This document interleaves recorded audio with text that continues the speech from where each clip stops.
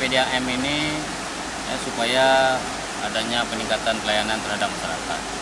Nah, namun kita lihat di lokasi pengolahan air yang disuplai kepada masyarakat ini memang sudah sesuai SOP kerja mereka. Cuman kendala sedikit ini ada di jaringan transmisi saluran terhadap masyarakat. Ya, di situ mungkin ya karena pipa-pipa yang sudah terlalu lama, mungkin sedimennya sudah terlalu banyak di dalamnya, ya sehingga pada suatu hari itu bisa terjadi air yang keruh ya terhadap masyarakat yang menerima suplai air dari PDAM ini. Tapi kita lihat dari lokasi-lokasinya seperti kami lihat tadi itu sudah bagus. Jadi ini kita berharap juga mendorong pemerintah khususnya di PUPR Kota Langsa ya supaya bisa bersinergi dengan PDAM ya untuk terus mendorong pemerintah pusat supaya mencarikan solusi terhadap ini.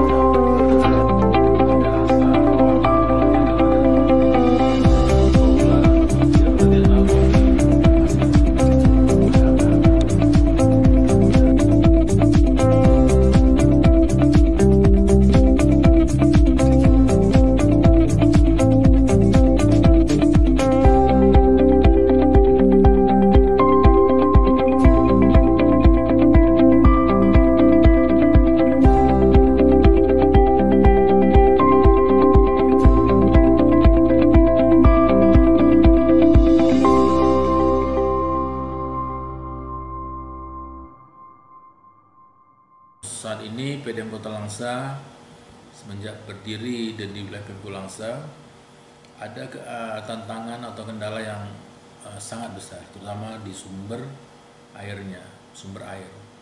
Jadi Kota Langsa ini mengalami kesulitan terhadap sumber air, sehingga untuk PDM-nya sendiri itu mengalami kendala dalam hal cakupan pelayanan. Jadi kita mengharapkan ini peran pemerintah di sini. Jadi memang ini peran pemerintah, kenapa? Karena ini wilayahnya pemerintah. Sumber ini ada balai, ada pemerintah kota, di situ saling berkolaborasi terhadap kemajuan PDM khususnya untuk melayani warga Kota Langsa. Jadi saat ini PDM baru bisa melayani cakupan pelayanan sekitar 40%. Sementara target pemerintah itu harus 100%. Jadi hal ini menjadi secara kinerja PDM itu tidak baik-baik saja. Saya sebagai direktur mengharapkan kita bekerja sama, berkolaborasi, mudah-mudahan insya Allah ke depan PDM itu bisa menjadi melayani masyarakat Langsa 100% seperti target pemerintah. Secara kinerja PDM Kota Langsa ini mengalami peningkatan kinerja dari hasil audit akuntan publik dan BPKP itu 2017-18 saat itu kondisinya masih kategori kurang sehat, sehingga dilakukan perbaikan-perbaikan dengan sistematis hingga 2019 itu memulai dengan kategori sehat sampai 2023 sekarang dalam kondisi sehat. Jadi untuk laporan keuangannya, untuk operasionalnya juga insya Allah bisa. Karena apa? Kita menjaga tarif. Kenapa? Tarif itulah yang membuat PDM itu bisa bertahan. Kenapa? Karena di situ ada inflasi. Jadi PDM itu di samping berbisnis juga dia tingkat untuk sosial masyarakatnya tinggi. Jadi kita mengambil lah bagaimana masyarakat ini tidak terbebani, tapi perusahaan secara profit bisa dapat. Dan insya Allah PDM ini sudah mandiri lah untuk dalam operasional, walaupun belum bisa menghasilkan misalnya PAD atau sifatnya yang memberikan kontribusi fiskal kepada pemerintah daerah, tapi dia sudah memberikan cakupan pelayanan, pajak-pajak yang sifatnya untuk provinsi, air permukaan. Itulah yang bisa kita harapkan saat ini, sehingga kita mengharapkan semua stakeholder bersatu untuk memberi suatu PDM ini menjadi lebih sehat, sehingga sumber-sumber air itu harus dicari, harus didapatkan untuk meningkatkan cakupan pelayanan yang 40% tadi menjadi 100%. Intinya PDM itu harus memberikan pelayanan yang maksimal kepada masyarakat. Malaysia, except for certain states, particularly one state which is in Kelantan, they prefer to use groundwater rather than treated water. So the water access there is a little bit low in percentile, but other than Kelantan, the other states have achieved more than.